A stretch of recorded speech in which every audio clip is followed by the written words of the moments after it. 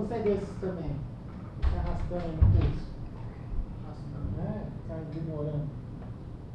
Nem viu na passagem.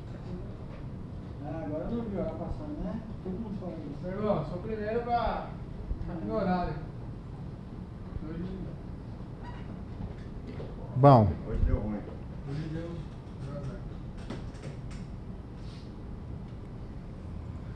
Então hoje a gente vai falar um pouquinho de injeção de dependência, tá?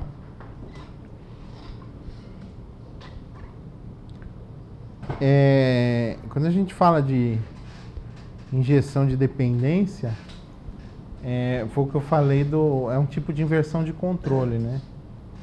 E quando a gente fala de inversão de controle, na verdade inversão de controle não é um pattern, é uma feature da linguagem, é uma feature de orientação a objeto, né?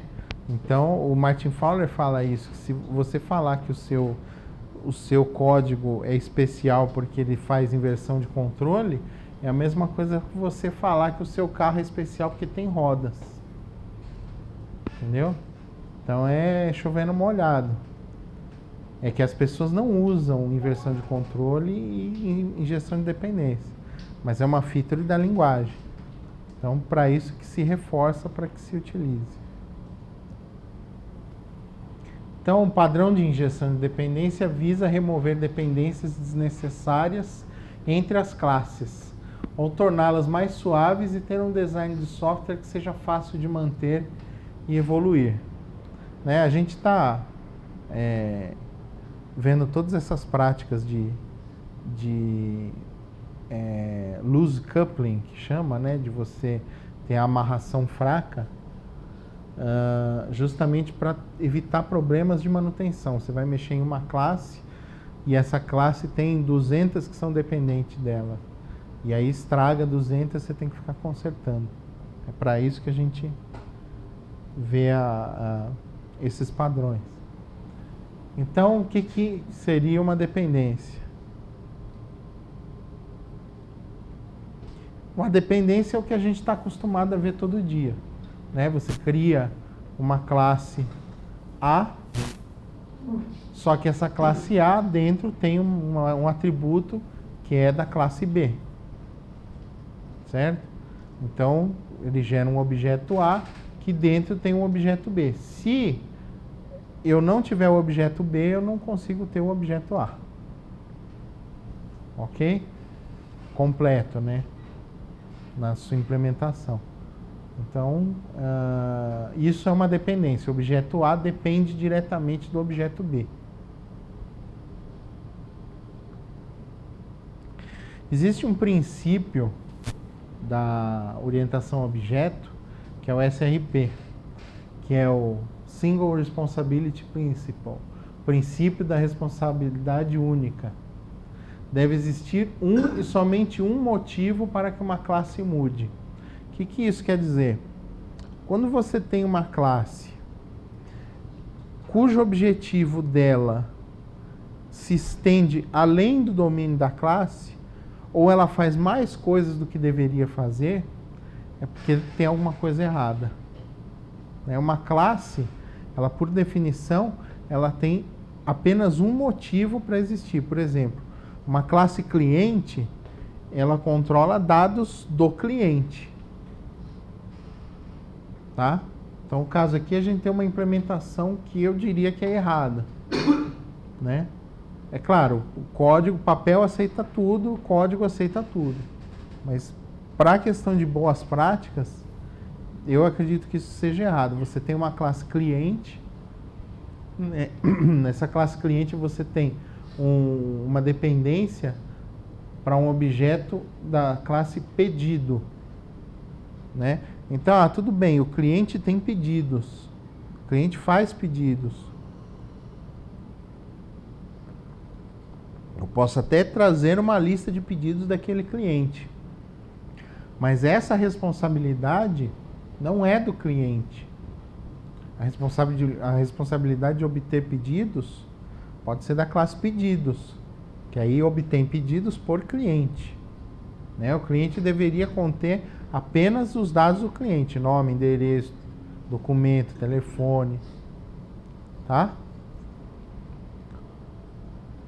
Então veja que aqui eu estou trazendo a responsabilidade de obter os pedidos do cliente para dentro da classe cliente. Isso não é legal.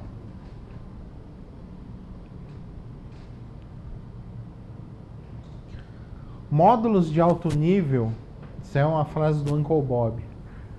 Módulos de alto nível não devem depender de módulos de baixo nível. Ambos devem depender de abstrações, e abstrações não devem depender de detalhes, devem depender de abstrações. Esse é o princípio da ligação fraca entre as classes. Quer dizer, uma classe não deve... É lógico, em alguns casos a gente tem que fazer assim, mas a regra... ou a regra de boa prática diz que você não deve depender, a sua classe não deve depender diretamente de outra classe, sim de uma abstração dela. Ok?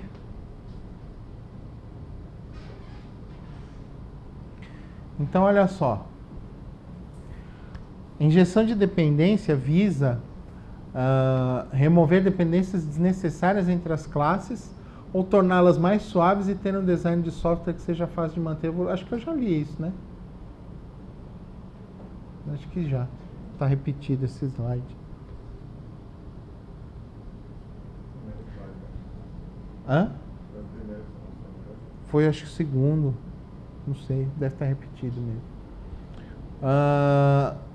Olha que interessante que eu achei isso aí. O princípio da inversão de dependência. Você soldaria uma lâmpada diretamente aos fios que saem da parede? Você pega uma lâmpada, vamos supor, tem o soquete aqui. Eu tiro o soquete, aliás, eu estou construindo a casa. Em vez de colocar o soquete, os fios estão ali. O eletricista já passou, os fios estão lá para colocar uma lâmpada. Em vez de colocar um soquete, eu vou lá, pego a lâmpada e soldo os fios, um em cada terminal da lâmpada. Isso seria dependência direta, tá? Eu estou usando o fio que passa corrente soldado na lâmpada que vai receber, que vai utilizar a corrente. Que não é legal. Porque se queimar a lâmpada, eu vou ter que ir lá e tirar a solda do fio, pegar e soldar outro fio. Então o que o pessoal inventou? Inventaram o soquete, que nada mais é do que uma interface. Certo? O soquete, eu tenho o fio que entra, que eu coloco com parafuso, né? Eu vou lá, em vez de soldar os terminais, eu parafuso os terminais. Uma solda fria, que aí se eu quiser tirar, der algum problema para trocar o fio, qualquer coisa, eu vou lá e desparafuso e tiro o soquete. Tá? Então eu parafuso os fios no soquete e parafuso o soquete na parede. A partir desse momento, eu tenho um terminal que eu posso colocar a lâmpada que eu quiser, desde que ela encaixe ali. É o princípio da interface. Então, se queimar a lâmpada, se eu quiser botar uma mais forte, uma mais fraca, é simplesmente desrosquear e rosquear de novo. Tá? E é com esse pensamento que se programa para interfaces. Tá, então, para que serve a injeção de dependência? Então, eu vou listar alguns princípios. Eu vou falar bastante dos princípios da injeção, porque a injeção em si não é complicada. É só entender o que move você a fazer, qual os motivos que te motiva a desenhar um conjunto de classes, a desenhar um domínio que usa injeção de dependência. Manutenibilidade. Qualidade do software que determina quão simples e eficiente é a sua atualização. Então,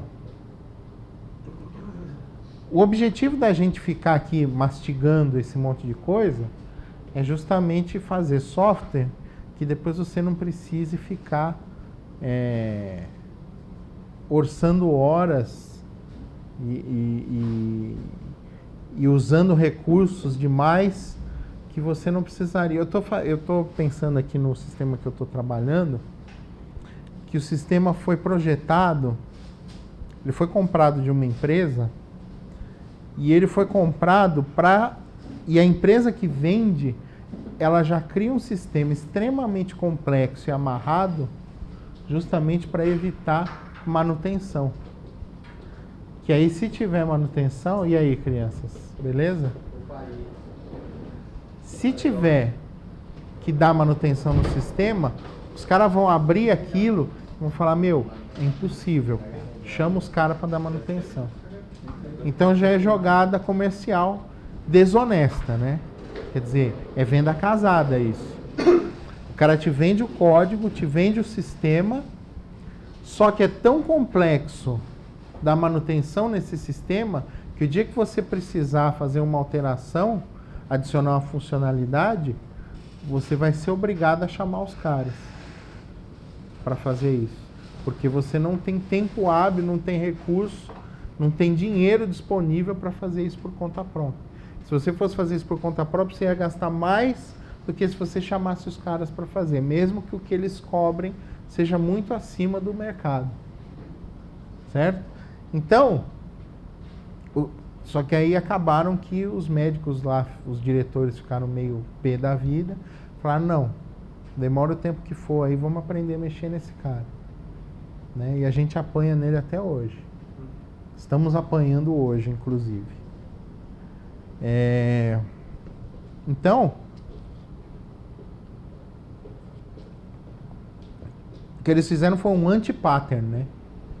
Eles fizeram o sistema ao contrário das boas práticas. Em vez de focar a manutenção, eles focaram a não manutenção, ou a manutenção por eles próprios. Fizeram um ninho de mafagafo que só eles entendem. Não. É um outro sistema que eu não posso falar, porque já quase me processaram por isso. Mas é um sistema... Imagina o sistema que o capeta, o Lúcifer... É ligado ou não? Hã? É ligado esse sistema aí? É. Ele usa uma tecnologia que chama Monorail. Monorail é o pai do MVC1. Então o MVC1 foi baseado no Monorail.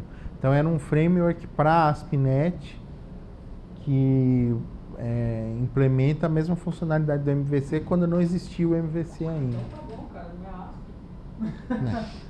Você acha isso? O problema é que a linguagem que ele utiliza é uma linguagem que chama NVelocity, a linguagem para fazer as views. É limitada, entendeu? Você não tem, não é uma linguagem clara, óbvia.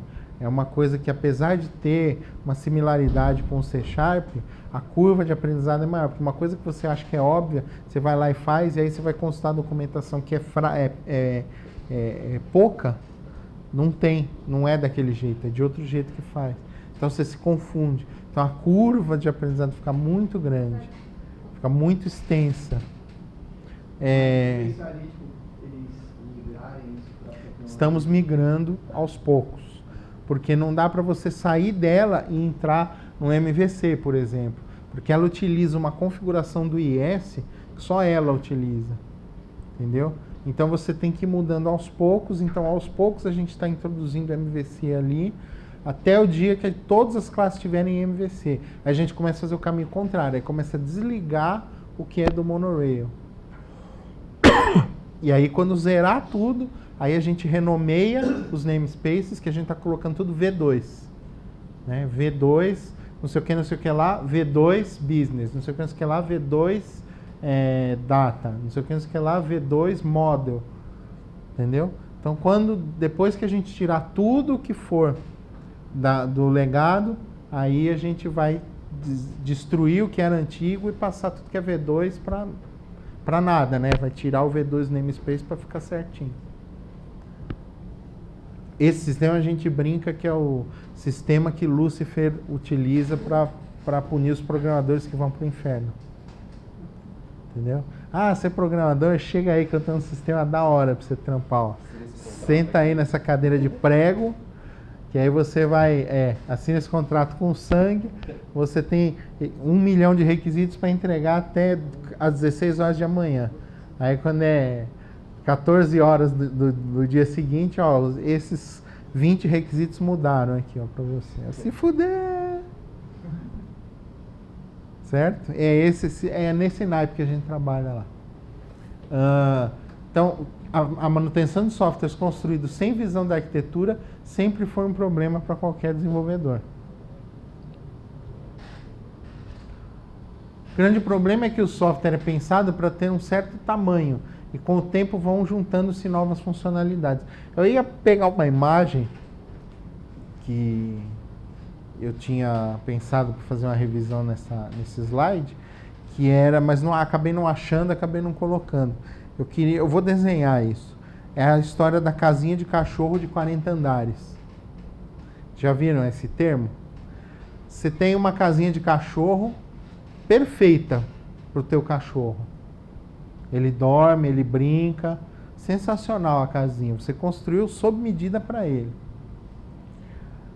Aí você começa a falar, pô, mas agora eu vou criar mais um cachorro, aí eu preciso de mais um andar. Aí você vai e constrói mais um andar na casinha. Ah, mas eu preciso botar um ar-condicionado, que está muito quente. Ah, mas eu preciso botar alimentação automática. Ah, eu preciso botar água automática. Eu vou fazer uma privadinha para ele. Eu vou automatizar ou vou botar massagem para ele. Velho, quando você vai olhar, é uma casinha de cachorro com 40 andares, tudo arremendada.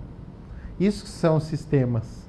O cara constrói um sistema lindo, maravilhoso, que funciona como uma luva para ele. Ah, o sistema é bom, então vamos melhorar. Só que a arquitetura dele não foi pensada em manutenção. Então, enquanto ele estava ali bonitinho, fechadinho, ele estava lindo. Você começa a adicionar funcionalidades que são enxertos. Na verdade, o sistema não está preparado para ser funcional dessa forma, ele não está preparado para receber funcionalidades ou para correção de funcionalidades. E aí você acaba tendo que enxertar funcionalidades. Então, ao invés de ele receber essas funcionalidades, ele é meio que forçado a trabalhar com elas. Tá? Então, essa é a diferença. E 99% dos sistemas que existem hoje, 95% dos sistemas que existem hoje que caem na nossa mão são assim. São sistemas ótimos para trabalhar desde que você não mexa. Mexeu, fudeu. É tipo aqueles comentários que você vê em cima de linha de código assim. Este código funciona porque nosso Senhor assim o deseja.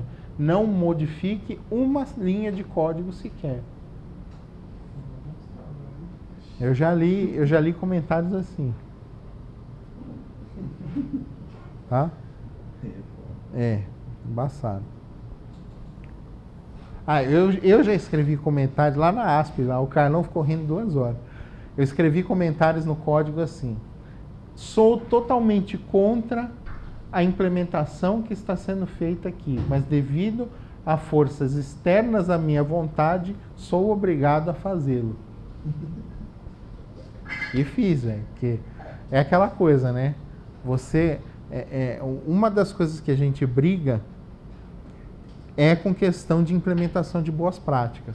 Só que quando você entra num lugar que não faz boas práticas, todo mundo faz fudido, você vai fazer certo? Você é obrigado por força da maré a fazer errado. Ou a fazer de uma forma que você não gostaria de fazer. Aí o que acontece nesses ambientes? Você vai tentando modificar a política com o tempo. Olha, gente, tem um projeto novo aí, eu gostaria de fazer assim, assim, assim, colocar essas boas práticas, leve esses documentos para os gerentes. Fala, olha, existem documentos que mostram que para boas práticas é assim que a gente tem que fazer, porque isso melhora a manutenção mais para frente, fica mais fácil e tal. E aí você começa a devagar mudar a cabeça da diretoria, da gerência, que são os mais cabeças duras, certo? Não importa o quão bom profissional você seja, tem sempre um diretor cabeça dura na sua frente para te impedir de fazer a coisa certa. Esse é um lema meu, tá? É muito difícil fazer sistemas existentes se tornarem mais manuteníveis. É muito melhor desenhar para manutenibilidade desde o início. Se você começar, foi o que eu falei, se você começar um sistema e tentar jogar os argumentos para mostrar que vale a pena fazer de uma forma correta, é mais fácil. Sistema que está no meio, sistema legado, você tentar tornar ele mais manutenível é muito difícil, é bem complicado. Bom, segunda coisa que motiva um arquiteto, um analista, um desenvolvedor a trabalhar com injeção de dependências é a testabilidade. I found your lack of test disturbing. Conhecem essa frase, não? Só que é I find your lack of faith disturbing. Eu acho a sua falta de fé perturbadora. Aqui eu acho a sua falta de teste perturbadora.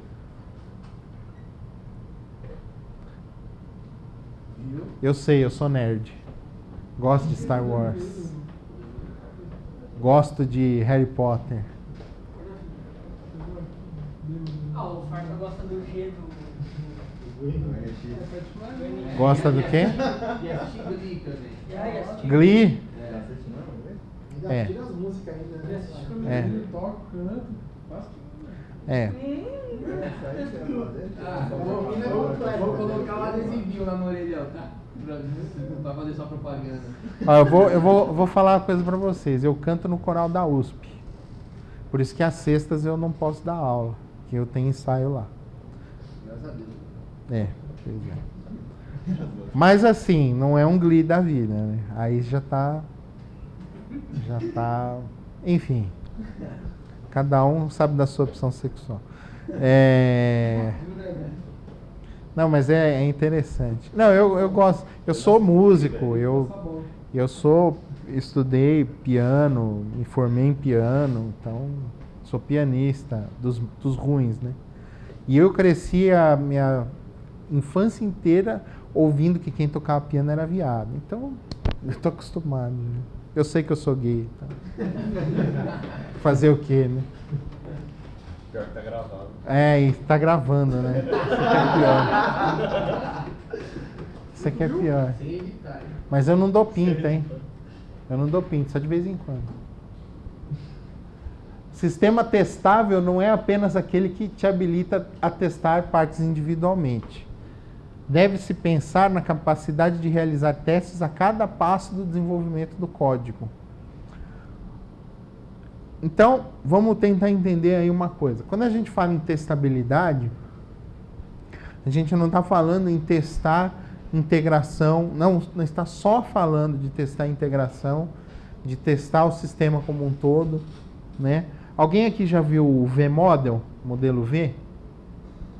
Modelo V, bom, não tem caneta para escrever no flipchart, mas é o seguinte, o modelo V, ele é um modelo que ele segue uma trajetória em V, que é o seguinte, você começa escrevendo os requisitos, depois passa para análise, depois passa para o desenho, depois passa para codificação, e aí você volta, só que testando. Você testa a codificação, aí você testa os elementos de desenho, que é em teste de integração, aí você testa a análise, que é o teste do sistema, e aí você testa os requisitos, que é o teste de aceite. Tá? Então é um modelo que o pessoal de qualidade conhece bem, chama V-Model. Né? Quando você fala de um sistema testável, você está falando em V-Model. Você está falando que todas as etapas em que o software foi pensado pode ser também testado. Né? Quando você está escrevendo os requisitos do software, você também já está escrevendo os casos de teste e os casos de aceite. Tá? Quando você está fazendo análise, escrevendo casos de uso, também está fazendo caso de teste. Quando você está escrevendo, desenhando a arquitetura, você já está também escrevendo caso de teste. Quando você está codificando, você já está escrevendo os testes do código, que é o nosso amigo TDD, que nós vamos ver talvez semana que vem. Certo? O que é TDD? É você escrever primeiro o teste e depois o código. Certo? É absurdo, mas nós vamos fazer isso. Parece absurdo, mas é muito legal. Você ganha uma qualidade Animal, peraí, caiu um trem no meu olho aqui. Normalmente é assim, né? Hum? Primeiro acumula na nossa cabeça. Né? Então, a gente faz isso na cabeça, né? A gente pensa como é que ele vai funcionar e escreve o código. E aí depois testa. Só que quando a gente faz assim, você testa o teste de desenvolvedor. Qual que é o foco do teste do desenvolvedor? É ver se funciona. E não está errado. Porque o desenvolvedor ele não tem que pensar como quebrar aquilo que ele mesmo fez. Ele tem que pensar em fazer aquilo que ele fez funcionar. Que já é difícil pra caramba. Então a primeira etapa é como vou fazer isso funcionar. Aí ele pensa, faz. Vamos testar para ver se realmente está funcionando. Testou, está funcionando, então vou entregar, está feito. Quando você escreve, quando você faz TDD, você costuma fazer os testes, inclusive os negativos. Os testes para tentar quebrar antes de escrever o código. Porque você está com o requisito na cabeça, você vai escrevendo teste. Vou fazer um teste para ver se ele, se quando eu coloco 0, ele me responde certo ou ele me dá erro. Quando eu coloco 10, quando eu coloco 20, quando eu coloco número negativo, positivo, quando eu faço divisão por 0, enfim, vou jogando. E aí depois eu começo a codificar. E aí eu vou vendo que a minha lista de erros tá tudo no vermelho. Aí eu vou escrevendo uma funcionalidade, opa, esse aqui tá verdinho, já passou nesse. Agora vamos ver o outro. Escreve a funcionalidade, já passou. Vamos ver, até zerar toda a lista. Quando zerou toda a lista de testes, você está com um código de alta qualidade. Ou seja, você mesmo já está preparando aquilo para os testes do analista de testes vão ser muito mais efetivos. Se ele pegar um bug, é um bug cabeludo, assim, é uma coisa que você realmente não pensou, que na verdade ninguém pensou. Uma coisa difícil de encontrar. Porque as coisas simples e até as medianas, você já entrega testado. Por isso que aumenta muito a qualidade quando você usa TDD. E a injeção de dependência permite que você crie testes mocados, que você trabalhe com lista, que você trabalhe com sequência, para testar melhor. Certo? Você não precisa chumbar elementos durante o teste, você pode criar cenários diferentes para testar a mesma coisa. Certo?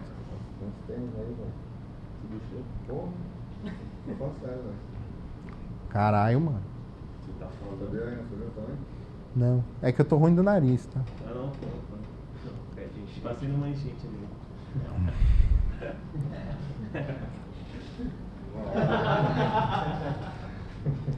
Isso nos leva à premissa de que quando o sistema é testável, ele é um sistema que dá melhor de dar manutenção.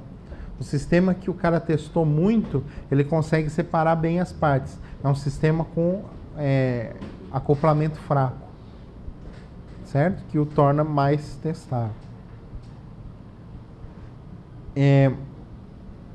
Flexibilidade e extensibilidade. É um dos outros motivos para injeção de dependência. A gente hoje vive num cenário que você recebe uma lista de requisito ao meio-dia e às 3 da tarde já tem coisa modificada. Certo? Por quê? Porque os caras são loucos? Com certeza. O pessoal do comercial adora foder o desenvolvimento. Mas é que o negócio hoje, os negócios hoje são complicados. O mundo é muito dinâmico, as coisas mudam muito rápido, né?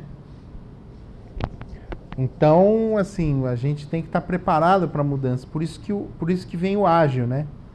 Metodologia ágil, ela traz implementações ágeis para um mercado ágil, para um cenário ágil. Todo software deve estar preparado para receber novas funcionalidades com o mínimo de impacto e o mínimo de esforço de desenvolvimento. É aquilo que eu falei da casinha de cachorro de 40 andares. Se você prepara o sistema, uma coisa é você fazer um sistema que funcione bem. Outra coisa é você fazer um sistema que funcione bem e possa receber extensões.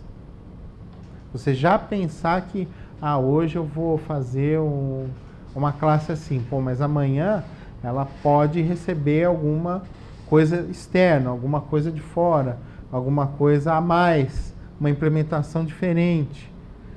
A flexibilidade e extensibilidade. O Antônio não vem hoje?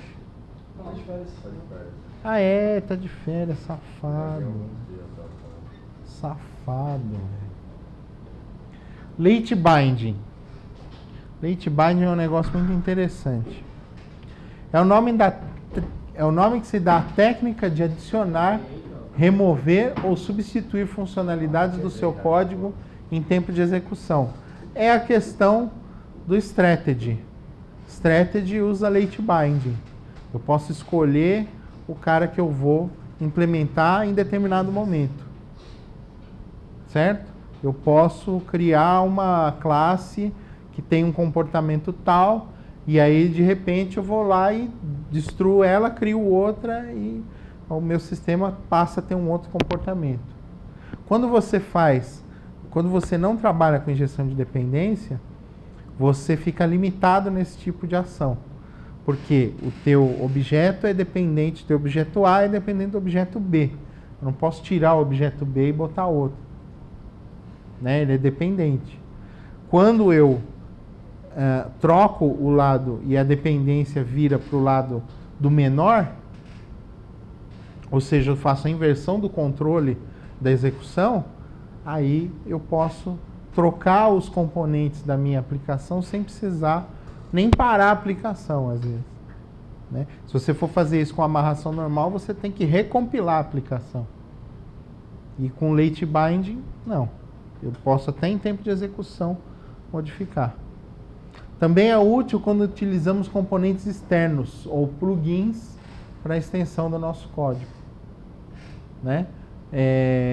Quando eu digo plugins, é uma DLL que eu comprei para fazer gráfico, por exemplo. Né? Então a implementação dela usa interface. É muito mais fácil lidar, porque eu não preciso fazer uma referência, dessa referência amarrar o objeto diretamente. Eu posso fazer uma referência para uma interface. E aí eu cuido depois da implementação dessa funcionalidade do plugin. Certo? Então vamos lá. Desenvolvimento paralelo. Quando você desenvolve software em grandes equipes, geralmente cada membro é responsável por uma funcionalidade específica, certo? Ou seja, você faz a parte de clientes, você faz a parte de pedidos, você faz a parte de nota fiscal eletrônica, você faz a parte do que seja. Ok? O problema não é cada um fazer uma coisa, o problema é quando junta. Né? Quando você junta tudo isso, você não usa injeção de dependência, você com certeza vai ter muito mais problemas de integração. Eu pensei que fosse assim, não, eu não esperava isso, o comportamento que você está fazendo vai alterar uma funcionalidade que eu estou executando aqui. Quando você usa injeção de dependência, não tem isso, porque você está usando uma interface e quem vai controlar a execução da interface é o cara que está sendo chamado, não a tua classe vai depender do cara. É o classe que vai injetar funcionalidade na tua classe. Usa a injeção de dependência e cria uma integração melhor e mais dirigida. Interesses cruzados. São funcionalidades que devem ser executadas para todas as partes de um sistema de modo igual. Por exemplo, log. Vocês já fizeram um sistema que vocês têm que... Eu vou sentar um pouquinho. Já fizeram um sistema que vocês têm que logar tudo que vocês fazem? Ai, cara. Roscou o fio aqui. Oi.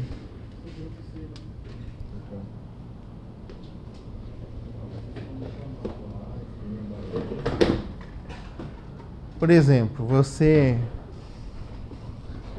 faz um cadastro de cliente. Sistema, você entra lá com o seu usuário administrador e começa a cadastrar clientes, ou o seu usuário X lá.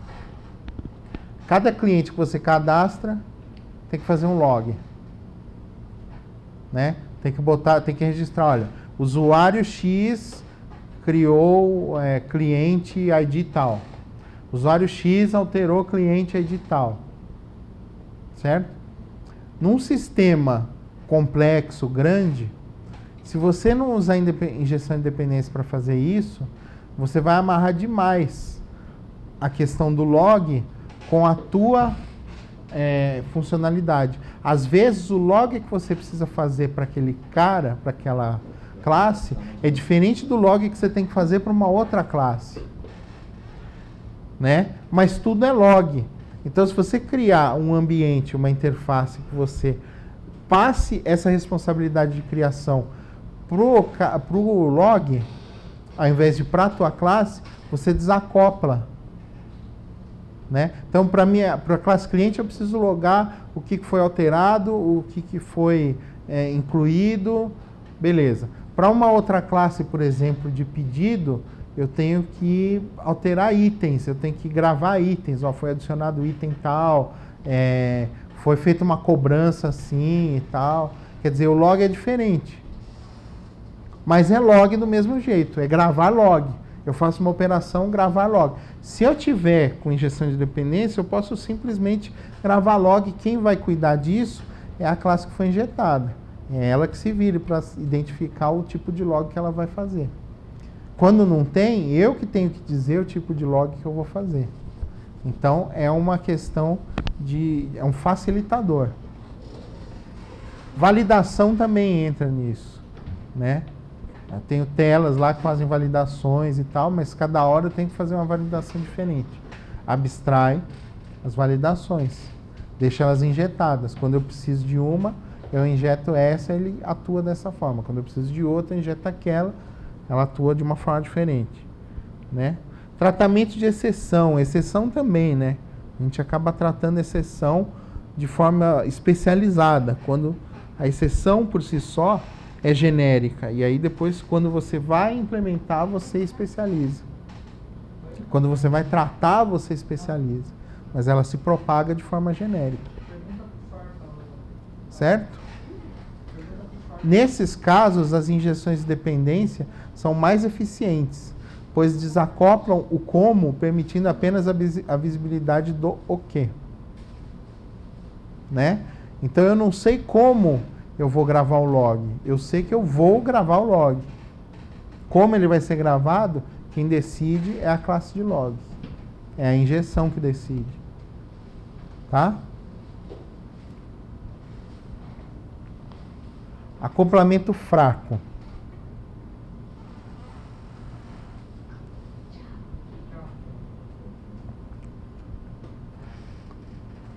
Construir um software com dependências, acoplamento, né, com dependências fracas entre si e seus componentes é dever de todos. O que isso significa?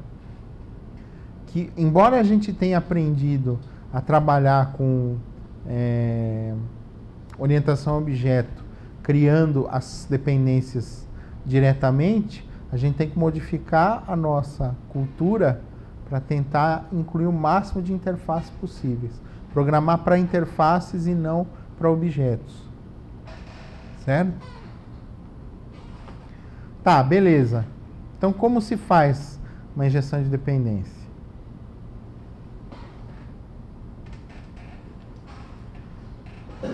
Via de regra, nós temos 4 maneiras principais. Via construtor, via propriedade, via interface e usando um framework. Tá? Beleza.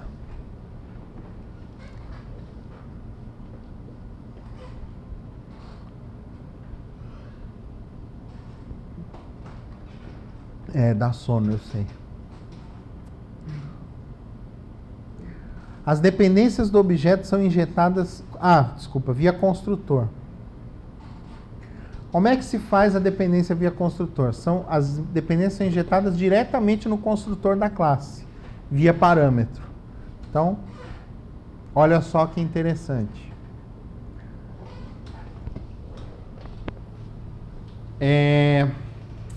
Lembra naquela classe cliente que eu criei, que tinha o pedido dentro? Se fosse realmente necessário fazer uma estrutura assim, uma das formas de você tirar a dependência da classe diretamente seria, pelo menos em tempo de execução, seria você passar para o construtor o tipo, o objeto do pedido. E aí internamente ele tem um cara que recebe isso e aí ele pode manipular. Tá? Então, ou seja, no construtor da minha classe eu recebo o cara que eu quero que ele seja injetado lá dentro para eu poder trabalhar com uma instância externa. O exemplo que você falou foi do pedido, mas um cliente. Para fazer injeção a partir de injeção seria do mesmo jeito? Então, aqui eu estou injetando o pedido no cliente. Isso é bem tosco, tá? Só para enfatizar um pouco. Bem simples, ó. Eu tenho o cliente e aqui é o construtor do cliente. No construtor do cliente eu estou obrigando ele a passar um pedido. Você pode sobrecarregar esse construtor com... Pode, com várias implementações. Tá? Aí o que acontece? Para eu criar o cliente, eu preciso já criar o pedido antes, porque senão eu não consigo chamar o new do cliente, porque no new do cliente eu tenho que passar o pedido. Então, essa seria uma injeção bem simples, tá? E aqui eu estou usando esse pedido aqui, tá? Então eu tenho um método aqui que, na verdade, eu nem precisava disso aqui, era só usar direto, tá? De qualquer jeito eu vou precisar de uma classe. Então, exatamente, é uma implementação porca. Só para mostrar como é o conceito, que é simples. Só que aí a gente depois implementa de uma forma mais inteligente com interface.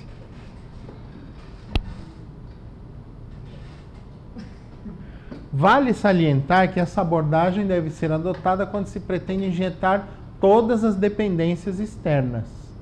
Então, vamos supor que a classe que eu tenho lá usa várias dependências. Tem várias dependências e eu quero que todas sejam injetadas. Eu não quero criar nenhuma lá dentro. Eu não quero dar new dentro da classe. Eu quero que todos os objetos que eu vou utilizar venham de fora.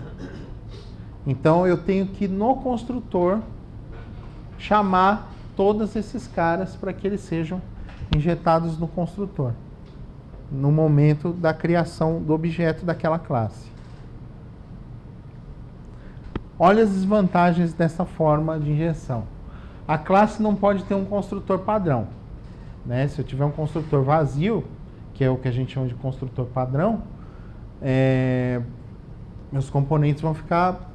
Ou eu não faço a injeção de dependência, ou vai ficar tudo nulo lá dentro. Porque depois eu não vou poder injetar. É só via construtor. Certo? Uma vez que a classe seja instanciada, a dependência do objeto não pode ser alterada em seguida. Foi o que eu falei também. Tá? Depois que eu criei a classe, não dá para injetar, não dá para trocar o componente, não dá para injetar o componente. Se eu criei, não criei. Tá? Então vamos ver uma que é mais usada, que é a injeção por propriedade. As dependências do objeto são injetadas via setter em uma ou mais propriedades. Quais as vantagens? Já vou mostrar um exemplo disso aí.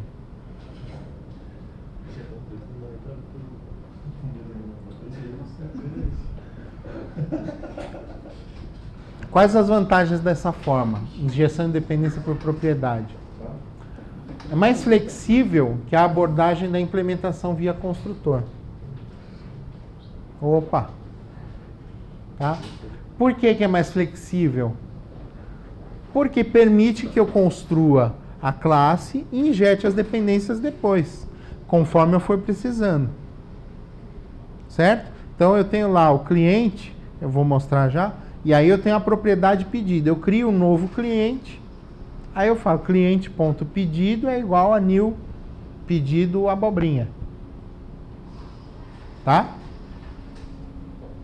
Ou seja, eu posso criar no momento que eu for usar, posso criar no começo, fica a meu critério. A dependência do objeto pode ser alterada sem ter que criar uma nova instância. Uma nova instância do meu objeto, ou seja, eu tenho cliente, eu posso trocar de pedido sem trocar de cliente.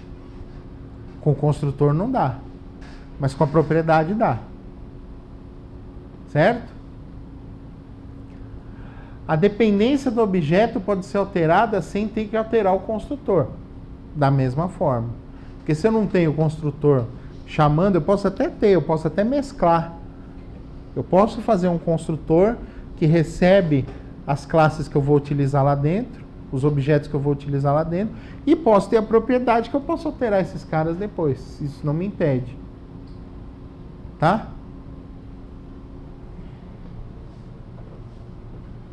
Então aqui o nosso exemplo, já com uma interface ao invés de uma classe diretamente. Aquela classe pedido, ela pode ser uma classe abstrata, tá? Pode ser uma classe pai, que aí depois eu coloco a implementação dos filhos. Tá? No problem. Aqui eu coloquei uma interface para mostrar melhor. Tá? Então eu tenho um get. O que esse get vai fazer? Se eu for lá e chamar o pedido do cliente, só que o pedido é nulo, ou seja, não foi feita a injeção de nada ainda, ele, se o meu pedido for nulo, eu jogo uma exceção falando, olha, meu pedido não foi inicializado. E o set simplesmente pega o valor e joga lá no meu pedido. Tá? Mais interessante. Ou seja, eu posso criar um cliente, jogar um pedido depois, só no momento que eu for utilizar. O que me dá muito mais flexibilidade. Pode ser que eu não use pedido, então para que criar pedido? Tá? Mas a partir do momento que eu for usar, eu crio ele e jogo dentro do cliente. Desvantagem. Os objetos são expostos publicamente. E isso quebra a regra de encapsulamento da programação orientada a objeto. Né? Depende. Depende de como se quebra essa regra.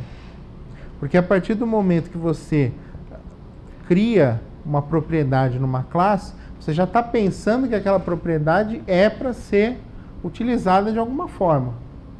Agora, o que ele está dizendo aqui é quando você cria só para injeção. Ou seja, um cara que seria privado da classe vai ter que ter a sua funcionalidade exposta porque você vai fazer uma injeção de dependência. Então, nesse caso, é uma desvantagem, que também não é grande. Dá para se viver, dá para conviver muito bem com isso.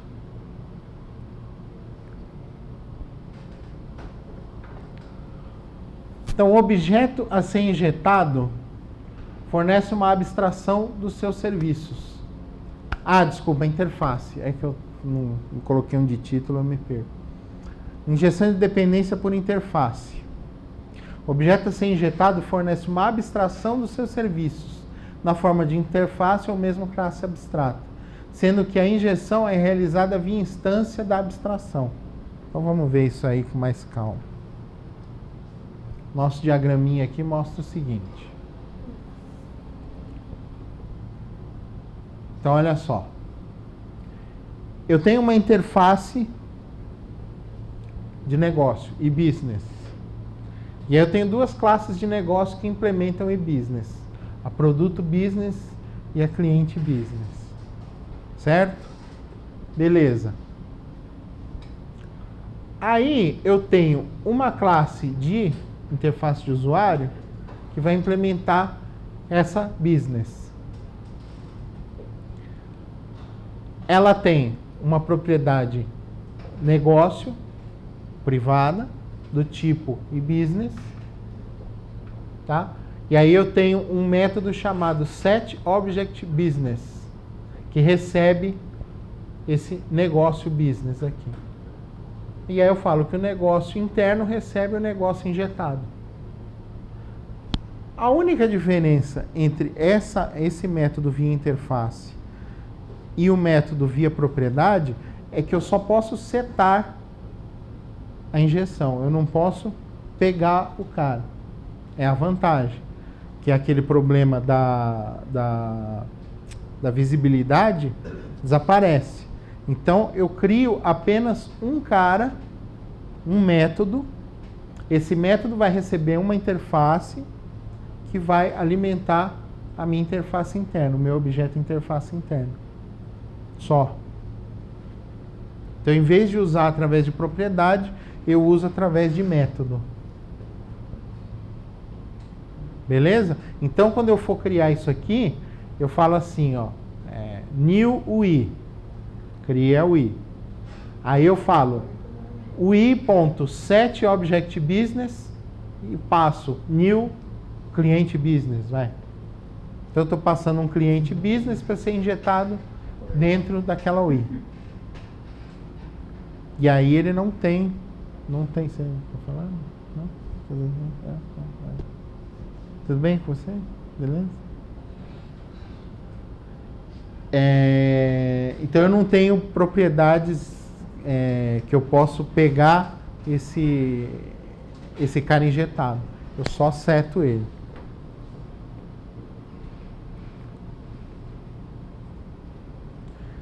Então vamos fazer um exercício gostoso. Criar 3 implementações de classe a seu critério, sendo que uma delas contém as outras 2, que devem implementar os mesmos métodos. Depois melhore o seu modelo utilizando injeção de dependência. Crie uma classe qualquer que usa outras 2 classes, que são similares. Depois você faz o mesmo modelo, só que aquelas classes similares você implementa uma interface e implementa a interface dentro da sua classe principal. Facinho, pode fazer no papel também. Só para treinar. 10 minutinhos. Beleza? Gostoso? Deixa eu pegar mais água. Fazer uma pausa aqui. Já estava comendo de água.